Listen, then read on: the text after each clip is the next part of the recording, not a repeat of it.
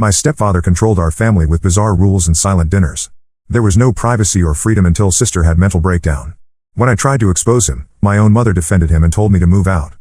My stepfather Pierce, 48M, has been married to my mother Diana, 45F, for 8 years now, and he runs our household like some kind of military compound with the strangest rules I've ever heard of. My mother divorced my biological father when I was 7. She struggled as a single parent for 3 years before she met Pierce at her office job. He seemed like the perfect gentleman back then. He would bring flowers, open doors for her, and always spoke politely to us kids. My younger sister Kira, 16F, and I, 19M, actually liked him at first. Pierce owns a small construction business that apparently does very well. We moved from our cramped apartment into his large house in the suburbs about 6 months after they got married. The house has 5 bedrooms, a finished basement, and a big backyard. From the outside, everything looked perfect. But once we moved in, Pierce started implementing his house rules. At first, they seemed reasonable. Clean up after yourself. No shoes in the house. Be respectful. Normal stuff that any parent might have. Then the rules got weirder. Rule number 1, no one speaks during dinner unless Pierce asks a direct question. Not even asking someone to pass the salt. If you need something, you point at it and hope someone notices. Dinner usually lasts about 30 minutes of complete silence except for the sound of chewing. Rule number 2, none of the kids can have locks on their bedroom doors. Pierce removed all the door handles that had locks and replaced them with basic knobs. He said privacy breeds secretive behavior, and secretive behavior breeds problems. Rule number 3, when Pierce comes home from work each day, everyone in the house has to line up in the hallway to greet him. We each have to give him a hug and tell him one good thing that happened during our day. If nothing good happened, we have to make something up. Rule number 4, no one is allowed to go into the basement workshop without Pierce present. He keeps it locked at all times and says his tools are too dangerous for us to be around unsupervised. Rule number 5, absolutely no questions about his work. This one he emphasized more than all the others. He said his business dealings are complicated and boring, and he doesn't want to burden us with adult concerns. These rules annoyed me, but I figured every family has their quirks. My mother seemed happy with Pierce, and he never raised his voice or got physical with any of us. Kira adapted to the rules faster than I did, probably because she was younger when they started. The punishments for breaking rules were what really got to me. Pierce never hit anyone, but he had other methods that were somehow worse. If you broke a rule, you had to do wall sits in the living room until your legs gave out completely. I'm talking about pressing your back against the wall and sliding down until your thighs are parallel to the floor, then holding that position. The longest I ever lasted was 12 minutes before I collapsed. Kira once had to do it for breaking the dinner silence rule when she accidentally coughed too loudly. But the worst punishment was something Pierce called accountability presentations. If you broke a major rule, you had to create a PowerPoint presentation explaining what you did wrong, why it was wrong, how it affected the family, and what you would do differently next time. Then you had to present it to the entire family after dinner. Everyone else had to contribute by pointing out additional ways your behavior was problematic. Even my mother participated in these sessions. I had to do 3 accountability presentations in my first year living there. One for leaving dishes in the sink overnight. One for forgetting to greet Pierce properly when he came home because I was on a phone call. And one for asking Kira if she wanted to walk to school together, which apparently violated the no talking during breakfast rule. The strangest thing about Pierce was how different he acted outside the house. Whenever we went to family gatherings or neighborhood events, he transformed into this charming, funny guy who seemed genuinely interested in everyone around him. Neighbors would always tell my mother how lucky she was to have found such a wonderful man. Teachers at Kira's school would comment on what a supportive stepfather he seemed to be whenever he attended school events. I started noticing other odd things about Pierce over the past year. Despite owning a construction business, he rarely left the house during normal business hours. Most days, he would disappear into the basement workshop around 9 in the morning and emerge for lunch, then go back down until dinner. I could hear power tools running, but never the sounds you would expect from typical construction work. Sometimes men would come to the house to meet with Pierce. They always looked out of place in our suburban neighborhood. These guys drove expensive cars but dressed in cheap clothes. They had thick accents that sounded Eastern European, and they always seemed nervous or agitated when they arrived. Pierce would take them straight to the basement, and I could hear muffled conversations that sometimes got heated. My mother acted like these visits were completely normal. When I mentioned the strange visitors to her, she just said Pierce had many different business contacts and it wasn't our place to judge people based on their appearance. The thing that bothered me most was how Kira started changing after we lived there for a few years. She used to be outgoing and talkative, but she became quiet and careful about everything she said or did. She would flinch slightly whenever Pierce entered a room, even when she wasn't doing anything wrong. She stopped inviting friends over because she said it was too stressful to make sure everyone followed all the house rules. About 3 months ago, something happened that made me realize how bad things had gotten. Kira accidentally knocked over her water glass during one of our silent dinners. It wasn't a big spill, maybe a few ounces of water on the table. She immediately started apologizing and cleaning it up with her napkin. Pierce didn't say anything during dinner, but afterward, he announced that Kira would be doing wall sits for 20 minutes as punishment for disrupting the family meal. When I pointed out that it was clearly an accident and she had cleaned it up immediately, Pierce added another 10 minutes to her punishment for my interruption. I watched my 16-year-old sister slide down the wall and hold that position while tears ran down her face. After about 8 minutes, her legs started shaking. After 15 minutes, she was sobbing but still trying to hold the position. When she finally collapsed at 18 minutes, Pierce made her start over because she had given up before her time was finished. That night, I heard Kira crying in her room. I wanted to comfort her, but I also knew that Pierce sometimes checked on us after bedtime, and being in each other's rooms after hours was against the rules. I lay in my own bed listening to my sister cry herself to sleep, and I realized that our house had become a prison. The next morning, I tried talking to my mother privately while Pierce was in the basement. I told her that the punishments were getting too severe and that Kira was obviously struggling with the strict environment. My mother listened but then said that Pierce was just trying to teach us discipline and respect. She said that children today have too much freedom and not enough structure, and that Pierce was helping us become better people. When I suggested that maybe some of the rules were unreasonable, my mother got defensive. She said that Pierce worked hard to provide for our family and that we should be grateful for everything he had given us. She reminded me that before Pierce, we had struggled financially and lived in a tiny apartment. She said that if I didn't like the rules, I was free to move out when I turned 18. I realized then that my mother wasn't going to help. She had convinced herself that Pierce's behavior was normal, or maybe she was too afraid of losing financial security to challenge him. 2 weeks ago, I made a decision that might have been stupid, but I couldn't watch Kira suffer anymore. I set up a small camera in the living room, hidden behind some books on a shelf. I wanted to record one of the punishment sessions to show my mother later, hoping that seeing it from an outside perspective might help her understand how wrong this was. I didn't have to wait long. Kira broke the basement rule by accidentally opening the workshop door while looking for the laundry room. She claimed she forgot which door was which, but Pierce didn't care about the reason. The punishment session I recorded was worse than I expected. Pierce made Kira do wall sits for 40 minutes total, with brief breaks only when she completely collapsed. While she held the position, he stood over her criticizing everything about her attitude and behavior over the past week. He said she was becoming disrespectful and ungrateful, and that she needed to learn appreciation for everything the family had provided for her. When Kira finally finished the wall sits, Pierce announced that she would also need to prepare an accountability presentation about respect and gratitude, to be delivered the following evening. I have the entire session recorded on my phone now. When I watch it back, I can see how terrifying and humiliating the whole thing was. Kira looks exhausted and defeated by the end. This is my 16-year-old sister being broken down by a grown man who is supposed to be taking care of her. I tried showing the video to my mother yesterday while Pierce was meeting with one of his basement visitors. I thought she would finally see how extreme things had become. Instead, she got angry with me for secretly recording family interactions. She said I had violated everyone's privacy and that I was trying to make Pierce look bad by capturing him during a necessary disciplinary moment. She demanded that I delete the video immediately and promise never to record anything in the house again. When I refused, she said she was disappointed in me for trying to undermine my stepfather's authority. She said that if I couldn't respect the family structure, maybe I should consider moving out sooner rather than later. Now I don't know what to do. I'm 19 and technically an adult, but I don't have enough money saved to move out on my own yet. More importantly, I can't abandon Kira in this situation. She's stuck here for 2 more years until she graduates high school, and I'm the only one who seems to recognize how damaging this environment is for her. I've been thinking about showing the video to a school counselor or maybe calling some kind of family services hotline, but I'm not sure if what Pierce does would be considered abuse since he doesn't hit anyone. The punishments are weird and excessive, but I don't know if they're illegal. Has anyone else dealt with a situation like this? How do you help someone who doesn't want to be helped?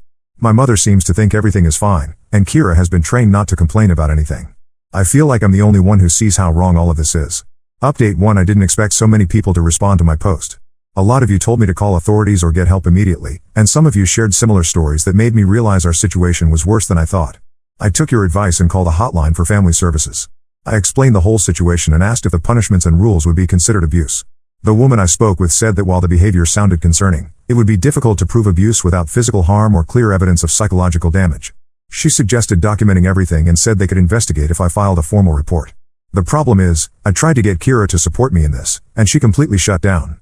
When I approached her about the possibility of getting outside help, she became panicked and begged me not to involve anyone else.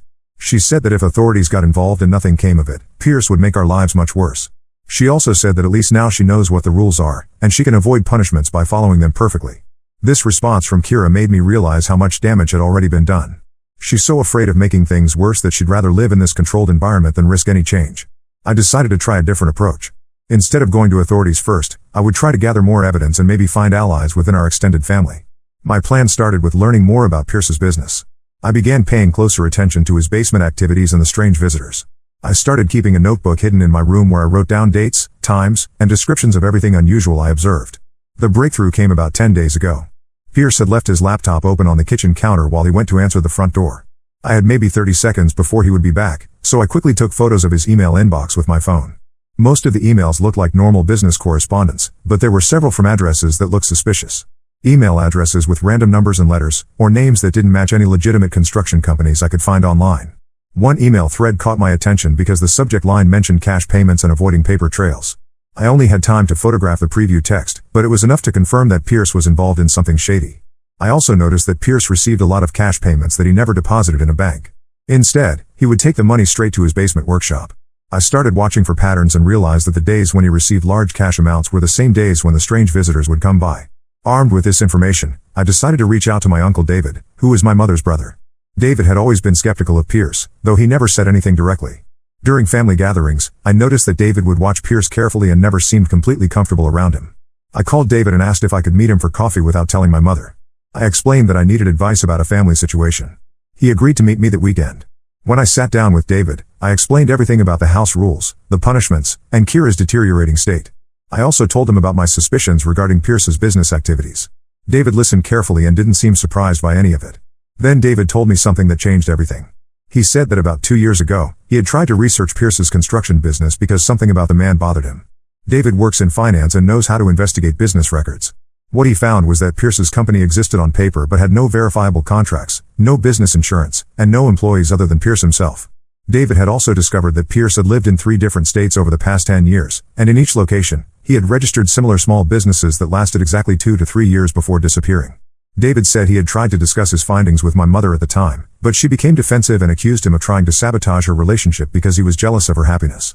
After that conversation, David backed off because he didn't want to damage his relationship with his sister. But now, with my new information about cash payments and suspicious visitors, David felt we had enough pieces to understand what was probably happening. He believed Pierce was likely running some kind of money laundering operation, using the construction business as a front. David offered to help me gather more concrete evidence, and he also promised to be there for Kira and me if we needed support. He said he regretted not pushing harder 2 years ago when he first had suspicions. We developed a plan. David would use his financial background to research Pierce's business activities more thoroughly. I would continue documenting the household situation and try to get better evidence of the basement operations. But before we could put this plan into action, Pierce made a mistake that accelerated everything. Last Tuesday, Kira came home from school 15 minutes late because her teacher had kept the class behind to discuss a project. This had never happened before, and Kira had no way to call ahead since Pierce doesn't allow us to use phones during school hours. When Kira walked in the door, Pierce was waiting in the hallway. He immediately launched into a lecture about punctuality and respect for family schedules. He said that Kira's lateness showed a fundamental lack of consideration for others and that she needed to learn the consequences of poor time management. Pierce announced that Kira would be doing wall sits for 1 hour, with 5-minute breaks every 15 minutes. But this time, during each break, she would have to recite a list of all the ways her behavior had been selfish and inconsiderate. I watched the first 15 minutes of this punishment and realized that Kira was at her breaking point. Her legs were shaking badly, and she looked like she might faint. When Pierce called the first break and demanded that Kira start reciting her failures, she just stared at him with empty eyes. That's when Pierce did something he had never done before. He grabbed Kira by the shoulders and shook her while yelling that she needed to show proper remorse for her actions. He didn't hit her, but the physical contact and the volume of his voice were completely different from his usual controlled approach. Kira started crying and apologizing repeatedly, which seemed to satisfy Pierce.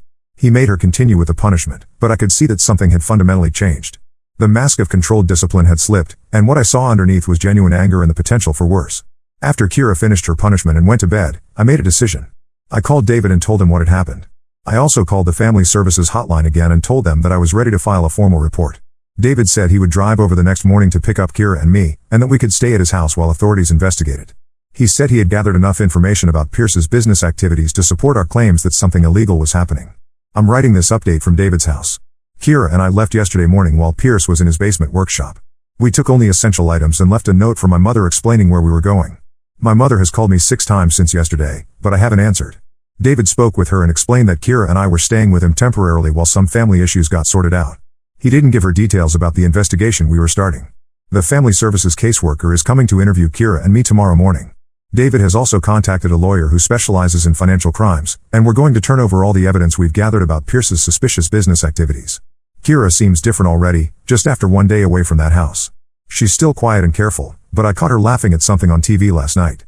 She hasn't laughed in months. I know this is just the beginning and that things are going to get complicated. My mother is probably going to be angry with us for leaving and for involving authorities. But I couldn't watch Kira deteriorate any further, and I couldn't live in that controlled environment anymore. Update 2: The past month and a half has been a whirlwind of meetings, interviews, and revelations that I never could have predicted. I wanted to update everyone who offered support and advice, because the situation has developed in ways that went far beyond what I originally thought we were dealing with. The Family Services investigation moved quickly once Kira and I provided our statements and evidence. The caseworker who interviewed us said that while the household rules and punishments were concerning, what really caught their attention were the details about Pierce's business operations and the suspicious visitors. Kira did better during her interview than I expected. She was able to clearly explain how the rules and punishments had affected her daily life, and she showed the caseworker some marks on her legs from doing wall sits on rough carpet. The caseworker said Kira showed classic signs of psychological stress and that the living situation was definitely harmful to her well-being. But the real bombshell came when the financial crimes lawyer David had contacted brought in a federal investigator to look at the evidence we had gathered about Pierce's business. It turns out that Pierce wasn't just running a money laundering operation. He was part of a larger network that was smuggling stolen construction equipment and materials across state lines. The Eastern European visitors I had seen were connected to a group that stole heavy machinery from construction sites and then sold it through fake businesses like Pierce's company. The investigator explained that Pierce would purchase stolen equipment at very low prices, then create fake invoices and business records to make it look like he had bought the equipment legitimately. He would then sell it to unsuspecting construction companies in other states for near market prices. The cash payments I had observed were Pierce buying stolen goods, and his basement workshop was where he would clean, repaint, or modify equipment to remove serial numbers and make the items harder to trace. Federal agents raided our house while Kira and I were staying at David's place. They found thousands of dollars in cash hidden in the basement, along with equipment for altering serial numbers and a whole filing system of fake business documents.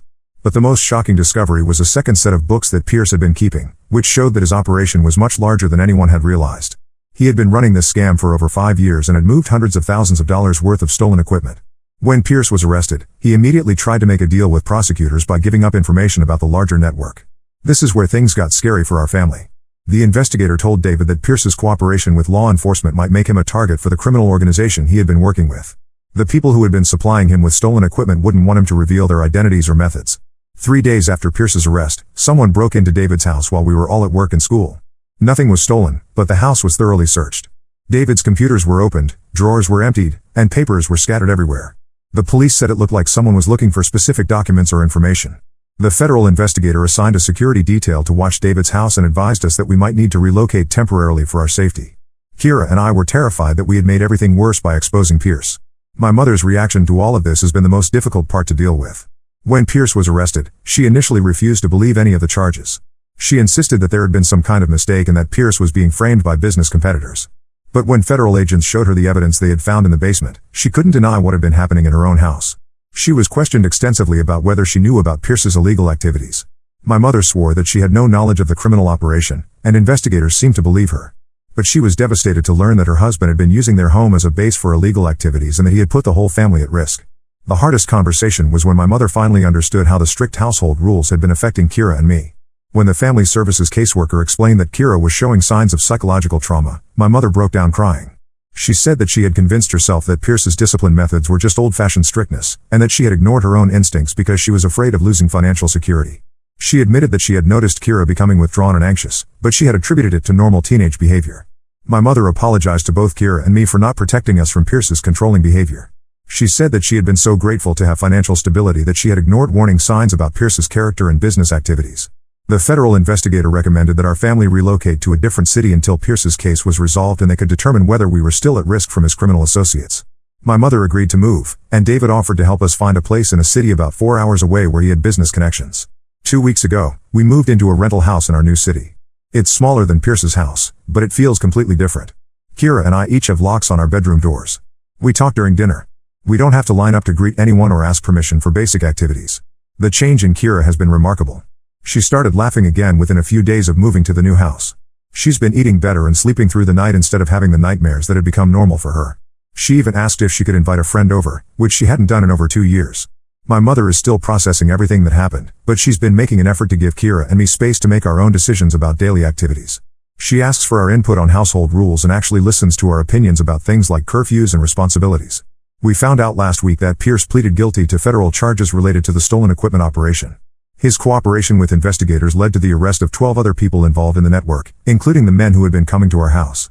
The prosecutor said that Pierce will likely serve between 8 and 12 years in federal prison. He also has to pay restitution to the construction companies that bought stolen equipment from him, which means he will lose his house and most of his assets. My mother has filed for divorce and is working with a lawyer to make sure that Pierce can't claim any rights to property or custody when he's eventually released from prison. Kira and I are both enrolled in our new school and are slowly adjusting to life in a different city. Kira seems to be thriving in an environment where she can speak freely and doesn't have to worry about accidentally breaking arbitrary rules. For me, the biggest adjustment has been learning to trust that we're actually safe now. For months, I was constantly worried about Kira and constantly strategizing about how to protect her. Now I have to learn how to just be a normal college student without carrying the weight of family crisis. We still have federal protection for a few more weeks until investigators are confident that Pierce's former associates are no longer a threat to our family. After that, we'll be able to live normally without looking over our shoulders. Update 3. I wanted to post one final update because several people have been asking how Kira and I are adjusting to our new life, and because there have been a few more developments in Pierce's case that close this chapter for our family. First, the good news. Kira and I have both settled into our new school and city much better than I expected. Kira has made 3 close friends and joined the drama club, which has been amazing to see. She auditioned for a small role in the school's winter play and got a speaking part. Watching her practice her lines and get excited about rehearsals reminds me of who she used to be before Pierce entered our lives. For me, adjusting to college courses in a new place has been challenging but manageable. I'm studying business administration and working part-time at David's friend's accounting firm. The work helps me feel productive and gives me some independence while I figure out my longer-term plans. The biggest change is in our family dynamics. My mother has been working hard to rebuild trust with Kira and me. She found a job at a medical office and has been consistently asking for our opinions about family decisions instead of just making announcements about rules and expectations. About 3 weeks ago, my mother sat Kira and me down for a conversation that I think was necessary but difficult. She explained that during her marriage to Pierce, she had gradually lost confidence in her own judgment about what was normal or healthy for families. She said that Pierce had been very subtle in the way he convinced her that his rules were reasonable and that Kira and I were just being typical rebellious teenagers when we complained. She admitted that she had been so afraid of being a single parent again that she had ignored her instincts when things felt wrong. My mother asked Kira and me what we needed from her going forward to feel safe and supported. Kira said she wanted to be able to have friends over without worrying about following complicated rules. I said I wanted her to listen when we raised concerns about anything, even if those concerns seemed minor to her. We agreed that our new household would operate on basic principles of respect and communication rather than rigid rules. We have weekly family meetings where we discuss any issues or changes that need to be made. So far, this approach has worked much better than any system we've had before. The federal protection ended 4 weeks ago after investigators confirmed that the criminal network Pierce had been part of was completely disrupted. 8 people besides Pierce were convicted and sentenced, including the 2 men who had been regular visitors to our house. We learned that the break-in at David's house had been carried out by associates of Pierce's partners who were looking for evidence that might implicate them in the stolen equipment operation. Once those people were arrested, the threat to our family was eliminated. Pierce's sentencing hearing took place 2 weeks ago. He received 10 years in federal prison and was ordered to pay over $400,000 in restitution to victims of the equipment theft ring. The judge said that Pierce's cooperation with investigators was the only reason his sentence wasn't longer. My mother, Kira, and I were given the opportunity to provide victim impact statements for the sentencing hearing. Kira decided she didn't want to participate, which everyone respected. My mother wrote a statement about how Pierce's criminal activities had put our family at risk and forced us to abandon our home and community. I chose to give my statement in person. I focused on how Pierce's need for control and secrecy had created a toxic environment for our family, and how his illegal activities had terrorized Kira and me even after we escaped his direct influence. The judge thanked me for speaking and said that Pierce's case was a good example of how criminal behavior often involves victimizing family members as well as business partners and customers. Pierce showed no reaction during any of the victim statements. His lawyer had advised him to remain silent throughout the proceedings. He was led away immediately after sentencing and will serve his time at a federal facility about 6 hours from our new city. The divorce between Pierce and my mother was finalized last week. Pierce signed away all parental rights and agreed never to contact Kira or me in the future. My mother will receive a small portion of the proceeds when Pierce's house is sold to pay restitution, but most of his assets will go to his victims. Kira and I have both decided that we don't want any contact with Pierce, even through letters or phone calls. We want to move forward with our lives without any reminders of the fear and control we experienced in his house. Our new city feels like home now. Kira has been invited to audition for the lead role in the spring musical, and she's been working with a vocal coach to prepare. She talks about wanting to study theater in college, which is the first time I've heard her express enthusiasm about future plans in years. I've been accepted to continue my business degree at the local university's satellite campus, and I plan to keep working part-time while finishing school. David has offered me a permanent position at his firm after I graduate, which would allow me to stay in this city and maintain the stability Kira and I have built here. The most important thing I learned from this experience is that trusting your instincts about someone's behavior is crucial, even when other people are telling you that your concerns are overblown or unreasonable. For too long, Kira and I accepted Pierce's control because we were told it was normal discipline or structure. I also learned that speaking up about abuse or manipulation is worth the risk, even when you're not sure if anyone will believe you or help you. The family services caseworker told me that many cases of psychological abuse go unreported because victims are afraid that their situations aren't severe enough to warrant intervention. Kira and I are both in a much better place now than we were 8 months ago when I first posted about our situation. We have a stable home, supportive relationships, and most importantly, the freedom to make our own choices about daily activities without fear of arbitrary punishment. I want to thank everyone who responded to my original post and updates with advice and encouragement. Many of you shared your own experiences with controlling family members or toxic households, and those stories helped me understand that Kira and I weren't alone in dealing with this kind of situation. For anyone who might be in a similar situation, I would encourage you to document everything you can and reach out for help from trusted adults outside your immediate family. The process of getting help was complicated and sometimes scary, but it was absolutely worth it for the freedom and safety we have now. Kira and I are looking forward to building normal, healthy lives without fear or control. We're done with that chapter and ready for whatever comes next. Now let's move to the next story. Story 2. I blackmailed my toxic sister-in-law with evidence of her affair to make her stop being mean to everyone, but then found out her husband was cheating too and everything fell apart. I, 34F, have been married to my husband Tom, 36M, for 8 years now. This story involves my sister-in-law Sarah, 39F, who has always been extremely difficult to deal with. I need to give some background about Sarah first because it's important to understand why things got to this point. Sarah has always been the problem child in the family. From what Tom told me, their parents always walked on eggshells around her because she would throw massive tantrums even as a teenager if things didn't go her way. When she was 16, she once smashed all the windows in their house because their parents wouldn't let her go to a party. Instead of punishing her, they just paid for the repairs and tried to keep her happy to avoid more incidents. Their mom Delilah, 65F, and dad Steve, 67M, basically gave up on disciplining her after she set fire to her bedroom when they grounded her at age 14. They were so afraid she would hurt herself or someone else that they started giving in to all her demands. This created a pattern that followed Sarah into adulthood. Whenever she didn't get her way, she would escalate things until everyone gave in. I first met Sarah at a family dinner when Tom and I started dating. She spent the entire evening making snide comments about my job, my clothes, and even my family background. When I tried to stand up for myself, she threw her wine glass at the wall and stormed out. Tom's parents immediately started apologizing to her, not me, and Tom explained that's just how they handle Sarah to keep the peace. Sarah got married to her husband James, 41M, about 12 years ago, and he's probably the nicest guy I've ever met. He's successful, kind, and somehow puts up with all of Sarah's drama. Their wedding was a perfect example of her behavior. She fired 3 wedding planners, made 2 bridesmaids quit the wedding party, and threatened to cancel the whole thing 3 times because things weren't perfect enough for her.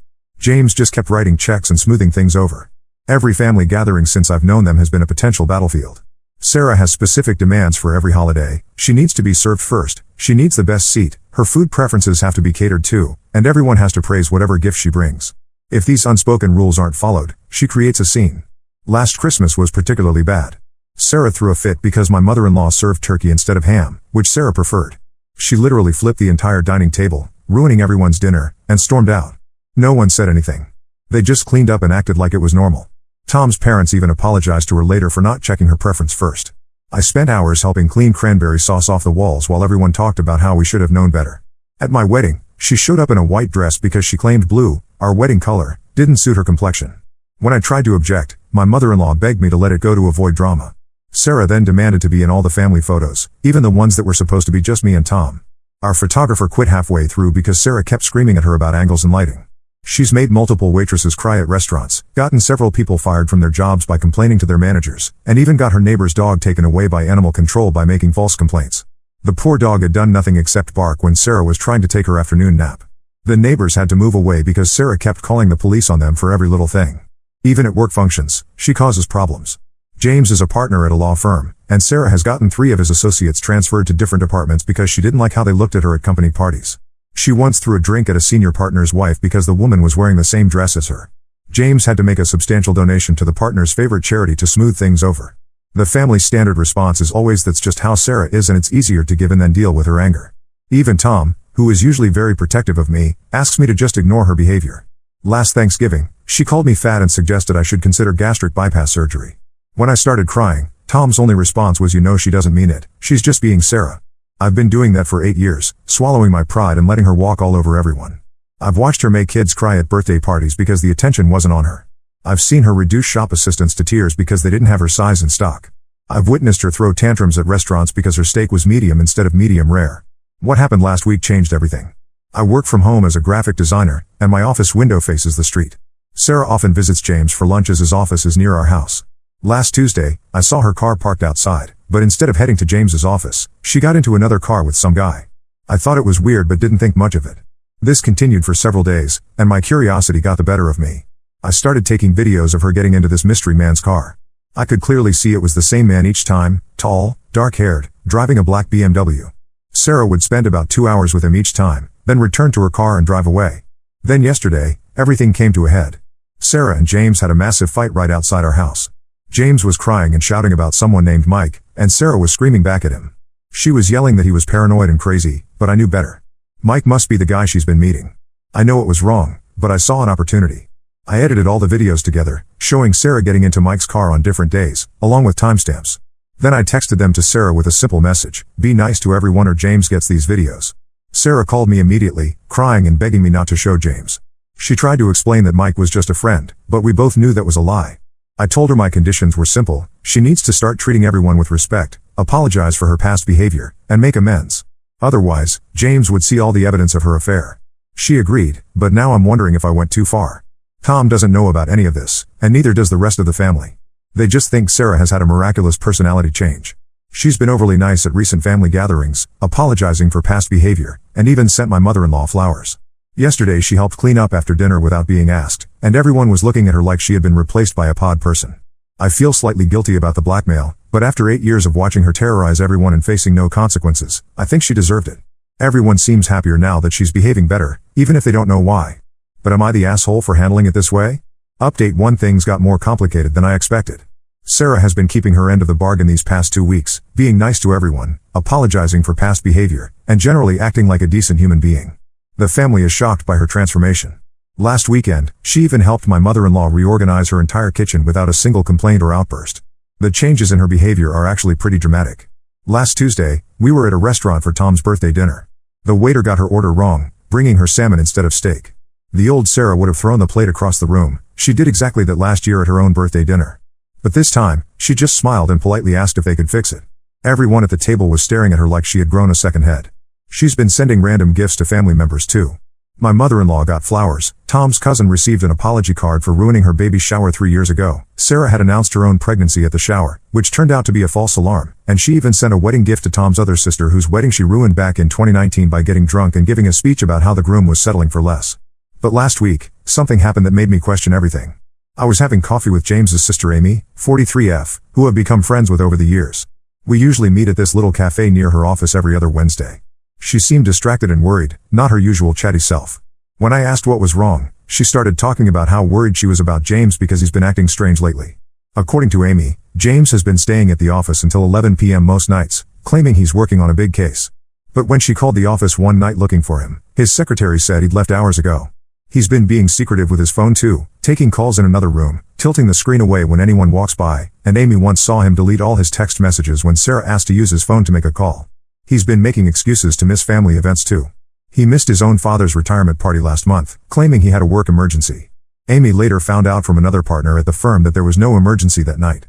He's been withdrawn at family gatherings he does attend, constantly checking his phone and making excuses to step outside for calls.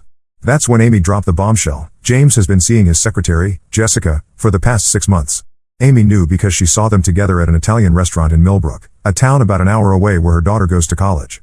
They weren't even trying to be discreet, holding hands across the table, feeding each other bites of food, and she saw them kiss when they thought no one was looking. Amy had been keeping this secret because she didn't want to hurt Sarah, despite how awful Sarah had been to everyone. She showed me pictures she took at the restaurant. There was no mistaking it was James and his secretary. Amy was torn about whether to tell Sarah, especially now that Sarah seems to be trying to become a better person. I felt sick to my stomach. Here I was, blackmailing Sarah about her affair with Mike, when James was doing the exact same thing. The worst part? Sarah seems to have genuinely been trying to change. Tom mentioned yesterday that she's been going to anger management classes 3 times a week. He knew because he ran into her coming out of the counseling center when he was getting coffee next door. She's been making real efforts to repair relationships with family members too. Last week, she spent an entire day helping Tom's cousin move into her new apartment, the same cousin whose dog she got taken away 2 years ago. She's been babysitting for Tom's other sister, even though she previously claimed she hated children and refused to be around them. I couldn't keep this information to myself, so I called Sarah and asked her to meet me at a park far from both our houses. When I told her about James's affair, she broke down completely. She didn't even try to maintain her usual composed facade, she just sat on the park bench and sobbed. Several people walking by gave us concerned looks, but she didn't even notice. Through her tears, she revealed that she had suspected something was going on with James for months. She had found lipstick on his collar that wasn't hers, smelled unfamiliar perfume on his clothes, and noticed large withdrawals from their joint account that he couldn't explain. That's why she started seeing Mike. She didn't want to believe James would cheat on her, so she did it first to make herself feel better about her suspicions. She admitted that Mike was a personal trainer at her gym. She had started confiding in him about her suspicions regarding James, and one thing led to another. She said she hated herself for it, but she was so angry and hurt by her suspicions about James that she wanted to hurt him back, even if he never found out. Now I feel terrible about blackmailing her. Sarah might have been horrible to everyone, but finding out about James's affair explains some of her recent outbursts. The time she threw a fit about the seating arrangement at Easter dinner? It was right after she found the lipstick on James's collar. The Christmas dinner table flipping incident? That was the day after she discovered those unexplained withdrawals. The guilt is eating me alive. I've been using her affair to force her to be nice, while she's been dealing with her own husband's infidelity. She begged me not to tell James about Mike, saying she wants to work on their marriage, but I don't know what to do anymore. Do I keep blackmailing her to maintain this new, nicer version of Sarah? Do I tell her that Amy has actual proof of James's affair? The whole situation is so much messier than I thought, and I feel like I'm in way over my head. Update 2: Everything blew up in the worst possible way this week. After carrying around the guilt of blackmailing Sarah and knowing about James's affair, I couldn't take it anymore. I decided to come clean to Tom about everything: the videos of Sarah with Mike, the blackmail, and what I learned from Amy about James and his secretary. I told Tom everything last Sunday night after dinner.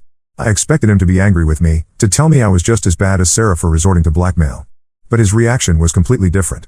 He just sat there quietly for a long time, then asked me if I wanted to know the real reason everyone tolerated Sarah's behavior for so long. That's when Tom revealed something I never knew: Sarah isn't actually his full sister. Apparently, their mom had an affair years ago with a coworker, and Sarah was the result. Their dad knew but chose to raise her as his own. The only people who knew were their parents and Tom. He found out by accident when he was 15. He overheard his parents arguing about it during one of Sarah's episodes. Tom thinks this knowledge is what made everyone so tolerant of Sarah's behavior. Their mom overcompensated out of guilt, their dad tried extra hard to prove he loved her the same as his biological children, and Tom felt protective of her because he knew she was carrying around a burden she didn't even know about. He said there were so many times he wanted to tell her, especially when she would scream about how she felt like she didn't belong in the family. I was still processing this revelation when Sarah showed up at our door, mascara running down her face and shaking like a leaf. She had finally confronted James about his affair. She told him she knew he was seeing Jessica, his secretary. He tried to deny it at first, but when she mentioned the specific restaurant in Millbrook where Amy had seen them, he broke down and confessed. Their fight got so bad that the neighbors called the police. Sarah had started throwing things, not out of her usual anger, but out of pure heartbreak. She described watching James's face as he admitted to a 6-month affair with Jessica, how he claimed he fell in love with her, how different she was from Sarah. He told Sarah that Jessica was gentle and kind, everything Sarah wasn't. But that wasn't even the worst part. In the middle of their fight, Sarah's phone kept buzzing with text messages from me about meeting up to discuss the blackmail situation. James grabbed her phone, thinking she was texting Mike. He managed to unlock it, he knew her password, and found all our conversations, including the videos I sent her of her meetings with Mike. James is now threatening to show everyone the videos unless Sarah agrees to a divorce where he keeps most of their assets. He's claiming that her affair started first, it didn't, and that she drove him to cheat. He's already shown the videos to his lawyer and is threatening to use them to prove she was an unfit wife. Sarah had nowhere else to go, so she's staying in our guest room now. She's not the same angry person anymore, she's completely broken. Last night, after Tom told her the truth about her parentage, she just sat on the guest bed staring at the wall for hours. She told me that her anger issues stemmed from always feeling different from the rest of the family, like she didn't belong. She said she always felt like her parents were trying too hard with her, like they were overcompensating for something, but she never knew why until now. The truth about her biological father explains so much. Her anger issues started around age 12 when she first started noticing how different she looked from Tom and their other siblings. She was the only one with green eyes and dark hair in a family of blue-eyed blondes. She said she used to stand in front of the mirror for hours, trying to find any family resemblance. Things are tense in the house now. Sarah barely eats or speaks. Tom is struggling with guilt over keeping the secret for so long. I feel terrible about the blackmail, which now seems so petty compared to everything else that's come out. James keeps calling and texting, alternating between threatening to expose Sarah's affair and begging her to come back home. Yesterday, Sarah asked Tom for information about her biological father. Apparently, he's still alive and living just 2 states away. She's thinking about contacting him, but she's terrified of causing even more drama in the family. Tom's parents don't know that we know the truth, and Sarah isn't sure if she should confront them about keeping this secret her entire life. I don't know how this is going to end, but I know things will never be the same for this family again. My attempt to fix Sarah's behavior through blackmail has led to the unraveling of decades of family secrets, and I'm not sure if that's a good thing or not. Update 3: The past few months have been an absolute roller coaster for everyone involved. After everything came out, Sarah and James got divorced. He did end up showing the videos to the family, but it completely backfired on him because Amy came forward about his affair too. She showed everyone the pictures of him with Jessica at the restaurant, and even provided receipts showing he'd been taking Jessica to expensive hotels using the joint account he shared with Sarah. The divorce was messy. James tried to paint Sarah as the villain, but his lawyer dropped him when evidence of his own affair came to light. Sarah's new lawyer, recommended by Amy, surprisingly, was ruthless. She not only got Sarah half of everything but also proved that James had been embezzling money from his law firm to fund his affair. He ended up losing his partnership at the firm, and Jessica got fired too. Sarah moved to another state for a fresh start last month. She found a job as an event coordinator in Boston, which is ironic considering how many events she ruined over the years. Before leaving, she had a long talk with her parents about her real father. It didn't go well at first. Her mom broke down completely and her dad just walked out of the house. But they talked again a few days later, and more truth came out. It turns out her biological father, Mark, had wanted to be part of her life from the beginning. He had even offered to pay child support and stay away if they would just tell Sarah the truth when she was old enough. But their mom had chosen her marriage instead, and they made Mark promise to never contact Sarah. He kept that promise but had been keeping track of her life from a distance. Sarah found him on Facebook and reached out. They met for coffee when she was looking at apartments in Boston, and it was like looking in a mirror. They have the same green eyes, same dark hair, same mannerisms. Mark has 2 other daughters who look just like Sarah, and they've been incredibly welcoming to their new sister. The most surprising thing is that Sarah and I have become close friends. We talk almost every day, and she's like a different person now. Last week, she called me crying because she had snapped at a barista and immediately felt terrible about it. The old Sarah would never have cared about a stranger's feelings. She's in therapy, her choice, not anyone's suggestion, and she's working through her anger issues. Her therapist helped her understand that her rage was really just pain from feeling like an outsider in her own family. She actually apologized to me for all the years of awful behavior, and I apologized for the blackmail. We both agreed that we handled things badly, but maybe it was necessary for all these secrets to come out. Sarah said she feels free for the first time in her life, free from her anger, free from her parents' overcompensating guilt, and free from James's manipulation. Tom's parents are having a hard time dealing with everything being out in the open after so many years. Their mom had a minor breakdown and spent a week in the hospital. Their dad is trying to maintain relationships with both Sarah and James, which is causing tension with everyone. Tom is just relieved that he doesn't have to carry the secret anymore, though he feels guilty for not telling Sarah sooner. The extended family is still processing everything. Some relatives have sided with James, claiming Sarah's behavior over the years justified his affair. Others are firmly on Sarah's side, especially after learning about her parentage. Holiday gatherings are going to be awkward for a long time.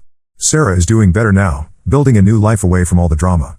She's dating someone new, a divorced dad who she met in therapy, and she says he's teaching her patience and kindness. She might not be the nicest person yet, but she's trying, and this time it's for herself, not because someone is forcing her. Last week, she even reached out to some people she had hurt in the past to apologize. I guess sometimes you need everything to fall apart before you can build something better. The family will never be the same, but maybe that's not such a bad thing. The old Sarah is gone, and while the new Sarah isn't perfect, she's genuinely trying to be better. As for me, I learned that blackmail, even with good intentions, usually makes things worse, but sometimes worse is what needs to happen for anything to get better.